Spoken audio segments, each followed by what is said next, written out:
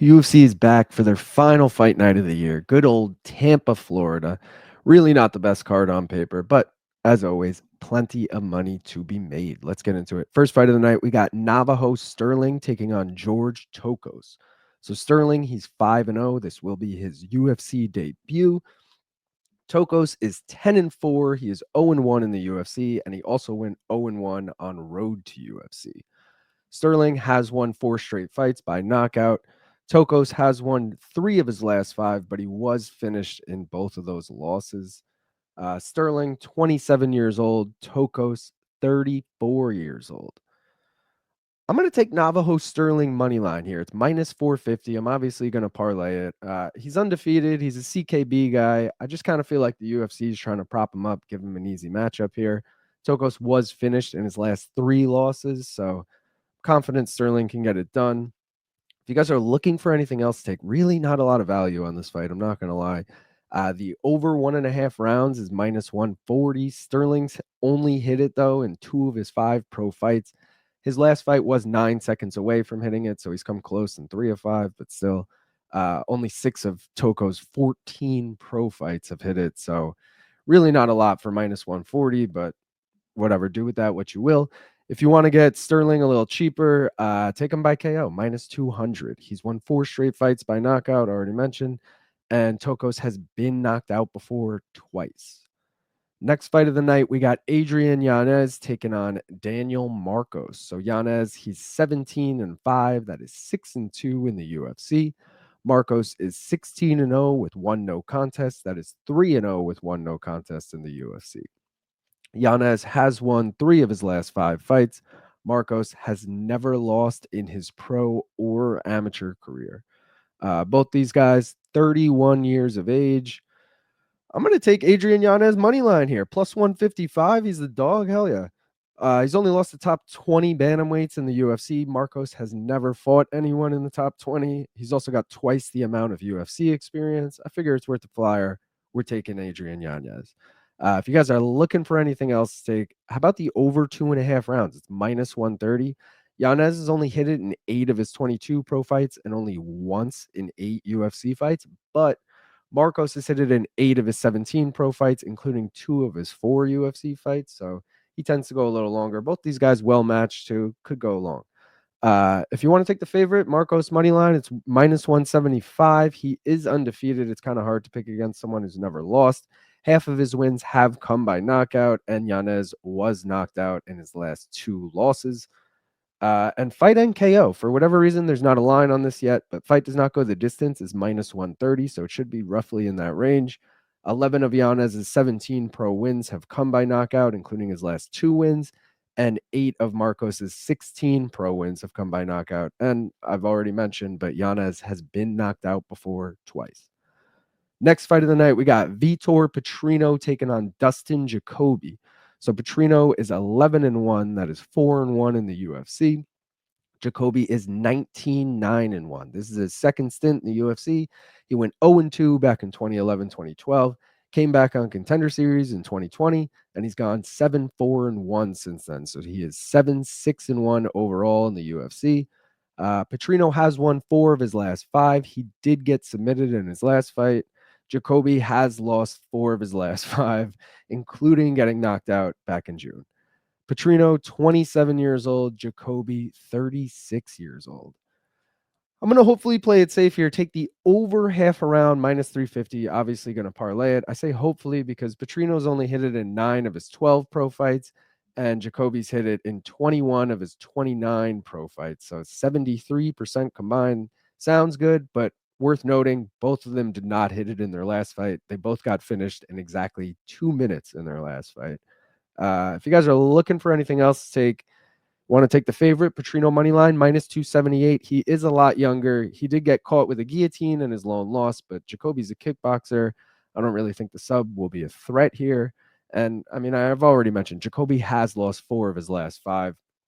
Just seems like Petrino with the speed could catch him. Another prop I like, the over 1.5 rounds, it's minus 170. Petrino's hit it in 3 of his 5 UFC fights, and Jacoby's hit it in 9 of his 14 UFC fights, including 3 of his last 5. So that one kind of seems likely to hit. And if you want to take the dog, Jacoby money line, it's plus 260. He has lost 4 of his last 5, but all 4 of those losses did come to top 15 light heavyweights. Petrino's only fought 1 top 15 light heavyweight and Anthony Smith, and that's where he got submitted. Jacoby also trains with Anthony Smith at Factory X, so maybe he knows something, Maybe they got the game plan there. I don't know. We'll see. Next fight of the night, we got Manel Kape taking on Bruno Silva. So Kape is 19-7. That is 4-3 in the UFC. Silva is 14-5-2 with 1 no contest. That is 4-2 with 1 no contest in the UFC. Kape has won 4 of his last 5, and his last 3 fights have gone the distance. Silva has also won 4 of his last 5, all 4 of them coming by finish. Kape, 31 years old. Silva, 34 years old. I'm going to take Manel Kape here, minus 250. I'm parlaying it with Navajo Sterling money line and the over half a round in Petrino Jacoby gets us plus 120. He's only lost to really good guys in Pantoja, Makayev, and Mateus Nicolau. Also, he has a win over Kaya Sakura, who just fought for the title. I don't know. I'm riding with Manel Kape here. Fuck it. Let's go. If you guys are looking for anything else to take, you want to get Manel at plus money, take him by KO, plus 325. 11 of his 19 pro wins have come by KO, and Silva's been KO'd before twice. Oh, excuse me, just before, just once. Silva by finish is another prop I like, plus 450. 10 of his 14 pro wins have come by finish, including 4 straight wins, and Kape has been finished before twice.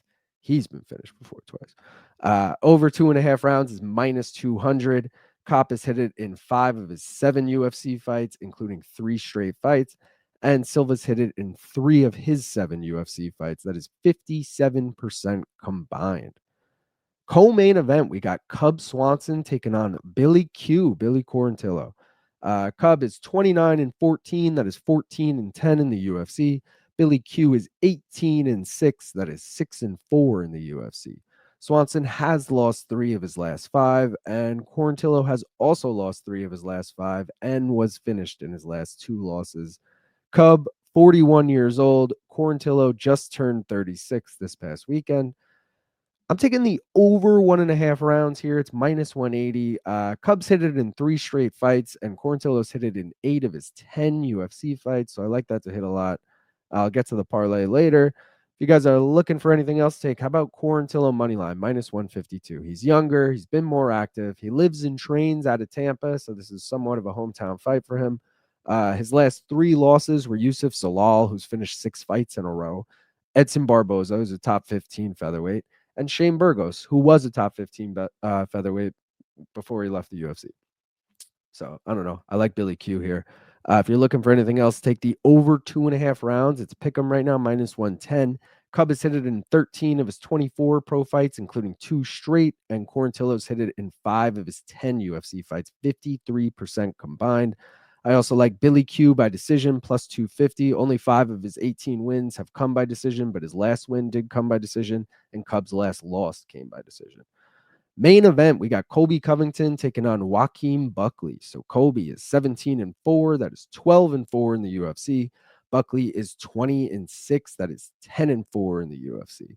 Colby has lost 3 of his last 5 and has only fought once a year since 2019. Buckley has won 5 straight, 3 of those coming by knockout. Colby, 36 years old. Buckley, still just 30 years old.